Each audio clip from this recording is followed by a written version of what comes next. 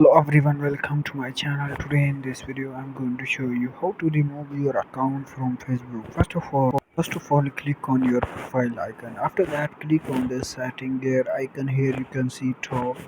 After that scroll down and here you can see option. Now what you need to do, click on this account center and click on read more. After that scroll down and here you can see option. Here you can see option accounts. Click on this account button. Here you can see.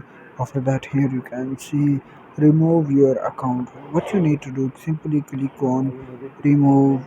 Here you need to select your account you want to remove from Facebook. For example, this is my account. Click on this remove button. Click on this remove button, and after that click on remove account. Here you can see. Click on this little arrow. After that click on continue. Here you can see, click on continue. Now here again click on yes continue. Click on this, remove this account from Facebook. Here you can see my account is removed from my Facebook. In this way you can remove your account from Facebook. Here you can see you removed my account. In this way you can remove your account from Facebook.